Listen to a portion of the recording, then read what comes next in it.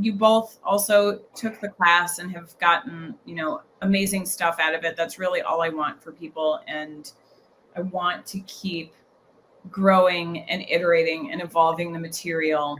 That being said, any final thoughts on things that kind of are top of mind, or that you walked away from the class thinking that's a thing that I'm going to remember for a while? Oh man. There's a lot there, right? Yeah, I was like, many things. Yeah. I think the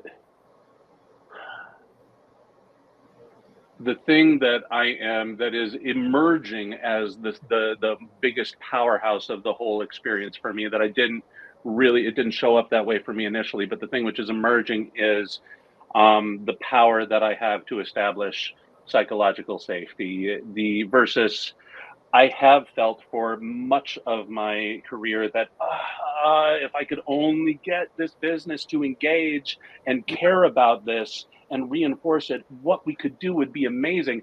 And that is still true, but I'm not helpless before that. Right. I am able to establish a beachhead and build outward from there. And I can feel the difference that I can make.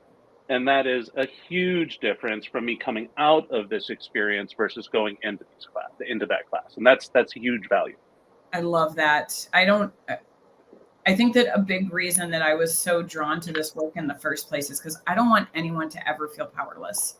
But there are still days where we all feel powerless.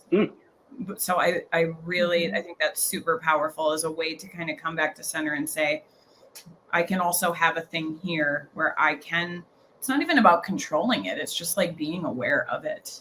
But I love that. Mm-hmm. Yeah, for sure. Yeah. Annie, that boost was great. I'm like, oh yeah, I'm not. Sometimes when you live in the basement and are just yelling like, we're the Kevin McAllister of this organization, don't forget about us. Like, wait, no, I have more power than I have remembered in a long time. Mm-hmm. So it's always good to come back to this and really re-engage with it. I think something that I've really taken away, and it might be small, but I really am trying to live with this, and then also what it produces outside of that, and in ways that it might tie into. I always call them the pillars of white supremacy, but there's called something else. But sometimes, and the way, and I'm getting there. So I have realized that discord within an organization is okay and is actually good. And one of the again, because I forgot what it's called, but I call it the pillars of white supremacy. One of those is just like there's something about like open like disagreement, or again like open discord, and that it's okay to sit with that. Not everyone is going to come to the same conclusion, have the same reality, any of that stuff, and that having that uncomfort is okay. It has to be okay in order to dismantle some of that white supremacist delusion and behaviors.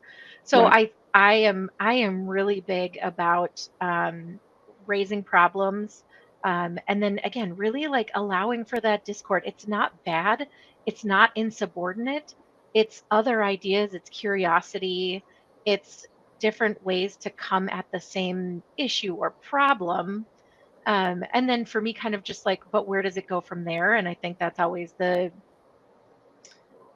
big question mark box of like, maybe it never comes together, but people feel safe that they have said what they needed to say, and that they feel heard, and that it's not some lip service. And and that, disagreement is part of it, and it's okay. I love that. A way that I've been thinking about that whole try to get a better relationship going with discomfort is thinking of it along the lines of the discomfort of sore muscles after you've been working them hard. Mm-hmm. And that is what this discomfort is. It's venturing into areas together that we haven't done before and strengthening these muscles of honesty and bravery and vulnerability. And Yes.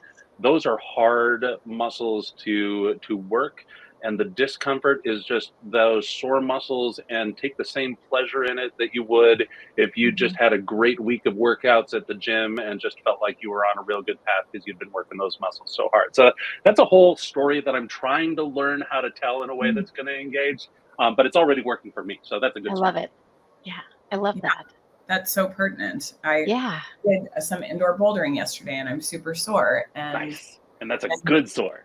it's a good sore. It is. And it's like, well, these, Rome wasn't built in a day. These Yeah. things don't happen overnight.